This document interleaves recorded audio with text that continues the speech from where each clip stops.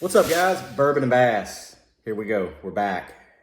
Little hiatus, a couple of weeks. Just finished the Bassmaster Elite Series on Lake Fork, land of the Giants. It was a tough one, but season is over. So this week, Bourbon and Bass, we're going to talk two things.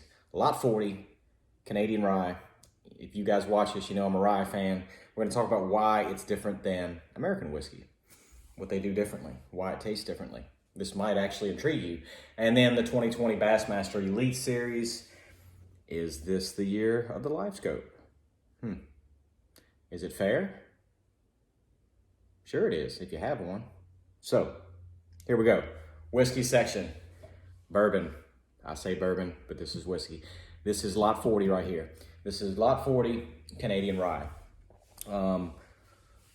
It is by far the most decorated, award-winning rye in Canada. There's a reason for that. So I want to talk to you about that a little bit. I just got some today. Never had it before. I've always heard about it. I knew it had won a ton of awards over there. And but you see Canadian whiskey, you see American whiskey, you see bourbons. They're all distilled. They're all aged differently. And that's why you get some different tastes out of it. Lot 40 here in Walker Distillery in Canada is where this is produced. Number one, the difference, Canadian whiskey versus American whiskey. First of all, lot 40 here is distilled in a copper distill. It's a copper still. It is made with 100% rye. Most American ryes are made with 95% or up to 95% rye, and the rest of it's like barley or wheat or something like that. And it's the reason being because rye is the spiciest of all the wheats, of all the grains. And so a lot of them kind of cut it down. Well, Canada doesn't. They used 100% rye when they're in the pot still. And then the other method that they use, and this may cater to some of you guys that don't like the spiciness in a whiskey, the spicy, strong taste to it, is that they call it stripping it down. It's a stripped down rye. So what they do is it's still aged in American oak barrels. It's actually Virginia oak is what lot 40 ages their rye in. But they actually age them in reused barrels. So why do they do that?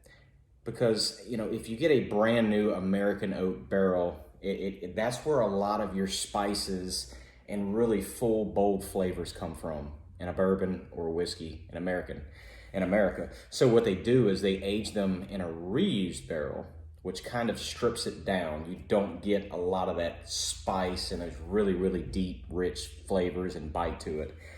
And even though rye is very spicy itself, they do that to kind of strip it down, to make it very smooth, drinkable. I had it for the first time today, guys. I like a spicy bourbon whiskey myself, but this is not at all. It does not bite.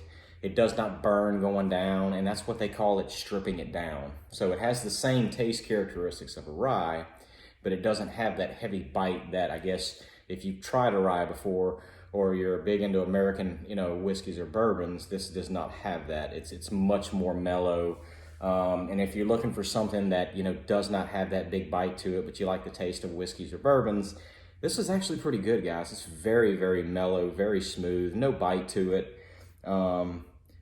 But it's pretty cool. I actually like it. Yeah, it's one you can just sip on and you don't have that big bite and aftertaste to it.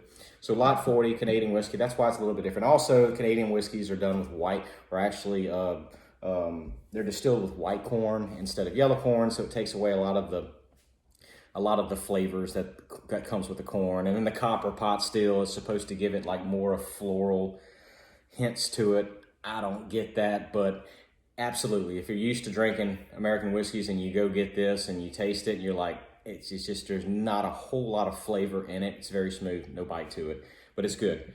Good sipping whiskey. Doesn't have the bite if you like that. It still has the rye flavor. It's not a bad buy at all. $40 I think I paid for it. But that's it, lot 40 Canadian Rye. That's why it's a little bit different. So 2020, we just finished our 2020 Bassmaster Elite Series, and gosh, what a feat. Just the fact that we finished the season, and that's a big shout out and kudos to Bassmaster. They worked their tails off to make sure this could happen. Got a ton of coverage on ESPN2 this year. Great partnership there. Man, what an incredible season. And big hats off to Clark Wendlandt. He has been an idol of mine for years. I have watched him as a kid and growing up and dreaming. And he's now getting to know him in the last year or so. He's just an incredible man and very well deserved. Big hats off to Clark Wendlandt. So for winning AOY. So let's talk about why this season is so different. Could this possibly be the new generation and new age of bass fishing, of tournament bass fishing? The live scope, the Garmin. You got to ask yourself, is it possible for somebody to win Angler of the Year without running a live scope? Well, let's look at it. Top 5 in AOY points. Clark Wendlandt, Garmin. David Mullins, Garmin. Patrick Walters, live scope, Garmin. Brock Mosley, Garmin. And then there's Jake Whitaker, Lowrance. Is it possible? Yes. So just think of it this way. If the season would have played out like it was originally scheduled, if we would have went to Eufaula during the spawn, if we would have went to Lake Chickamauga during pre-spawn, if we would have actually fished the Sabine River instead of actually Gunnersville, because it was Sabine, then it changed to Cayuga, got canceled, moved to Gunnersville. The live scope probably wouldn't have been a big player at any of those. Maybe some, but it's a good question. Could it have possibly been different? And again, Santee Cooper, we would have been there right around the spawn. Could have been very different. So, is it fair? Yeah, it's fair. There's no rules. It's only fair if you didn't run one, if you ask me. Yeah. So, will I be running one in 2021? Mom ain't raised no fool. You darn right I am. And I would imagine I'd be willing to bet 2/3 of the field next year will have one, because we just simply can't compete. Can an AOY be won for somebody that's not using the live scope? For the top 5, the top 4, all was running live scopes. Whitaker, Lowrance. All of them fantastic fishermen. I'm not saying any of them were up there because of the live scope, because everybody up there they're all absolute hammers. And any of those guys can win an AOY championship anywhere, any time of the year, whether the live scope existed or not. So that leaves us with choices. Everybody who was not running a live scope, me included.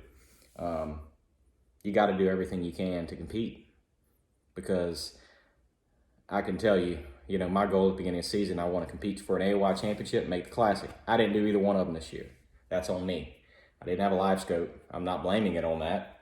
Didn't have a consistent enough season. Finished in the 40s again, just out of the cut. So, I get questions all the time. Should the live scope be banned? Absolutely not. I mean, that's what it was made to help us as tournament anglers, as fishermen, to catch more fish.